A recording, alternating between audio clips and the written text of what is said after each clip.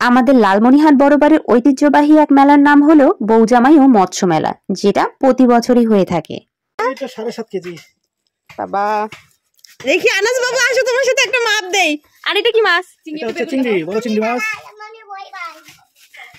এই যে চিংড়ি।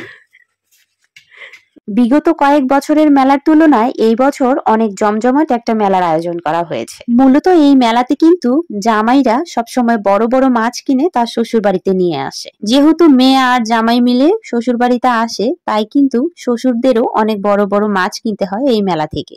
যেহেতু এটা বৌজামাই মেলা, সেহেতু আমাদের বাড়ির জামাইকে তো আমাদের জন্য মাছ কিনে আনতেই হবে। তাই আমাদের বাড়ির ছোট জামাই আমাদের মেলাতে গিয়ে সব থেকে বড় যে মাছটা ছিল, সব থেকে বড় মাছটাই কিন্তু আমাদের বাড়ির জামাই নিয়ে এসেছে।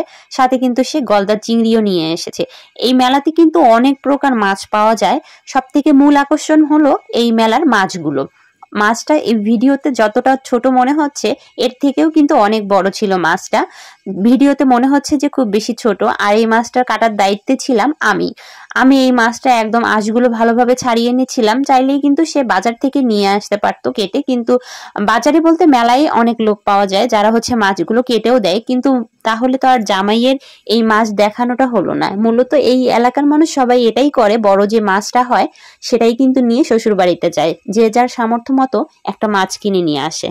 যেহেতু মাছটা অনেক বড় ছিল, তাই আমার কিন্তু ধরতে অনেক বেশি অসুবিধা হচ্ছিল। তারপর কাকু আমাকে হেল্প করছিল। কাকু কিন্তু অনেক পারদর্শী এসব কাজে, খুব দক্ষতার সাথে তিনি কিন্তু এই কাজগুলো করে থাকেন। কাকু কিন্তু মাছটা প্রথমে একদম মাছ বরাবর কেটে নিয়েছে। পেটে কিন্তু অনেক চর্বি ছিল, আর মাছটা যখন কাটছিল তখনই বোঝা যাচ্ছিল যে মাছটা অনেক বেশি স্বাদ হবে, কারণ অনেক বেশি তেলযুক্ত ছিল।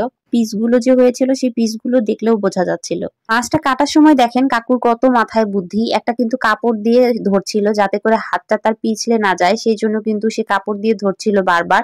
আর মাছগুলো যখন কাটছিল তখন কিন্তু কাকুর অনেক বেশি কষ্টও হচ্ছিল, যেহেতু অনেক বড় মাছ। আমরা যখন বাজার থেকে কোনো মাছ কিনে সেটা বাজার থেকে কেটে নিয়ে আসি, তখন কিন্তু খুব তাড়াতাড়ি হয়, কারণ তাদের যে বটিগুলো থাকে অনেক ধারালো থাকে, যার জন্য তাদের মাছগুলো কাটতে কিন্তু অসুবিধা হয় না। বাসায় যখন নিয়ে আসি বড় মাছ, তখন কাটতে খুব বেশি অসুবিধা হয়, কারণ আমাদের বাসায় যে বটিগুলো থাকে তাদের ওই বটিগুলোর মতো কিন্তু এত ধারালো হয় না। কাকু কিন্তু এইদিকে বড় মাছটা কাটছিল, আর আমি কিন্তু এইদিকে গলদা চিংড়িগুলো সবগুলো কেটে পরিষ্কার করে নিচ্ছিলাম। চিংড়ি মাছ কাটার সময় কিন্তু চিংড়ি মাছের পিঠে একটা নাড়ের মতো থাকে, সেটা কিন্তু ফেলে দিতে হয়। এটা কিন্তু অনেকেই জানে না। আমি কিন্তু একটা কাঠি দিয়ে সুন্দর করে সবগুলো টান দেওয়ার সাথে সাথে সবগুলো কিন্তু বের হয়ে আসছিল। যেহেতু আমার চিংড়ি মাছ অনেক বেশি পছন্দ, তাই চিংড়ি মাছ কাটা বলেন আর রান্না করা বলেন, আলহামদুলিল্লাহ আমি সবটাই পারি। আমাদের মতো কার কার এলাকায় এরকম মৎস্য মেলা হয় অবশ্যই কিন্তু কমেন্ট করে জানাবেন। আর আমাদের জামাই তো আমাদের মাছ নিয়ে এসে খাইয়েছে। কার কার জামাই খাইয়েছে অবশ্যই কমেন্ট বক্সে এসে কমেন্ট করে যাবেন। আর ভিডিওটা যদি ভালো লেগে থাকে অবশ্যই লাইক কমেন্ট শেয়ার করে পাশে থাকবেন।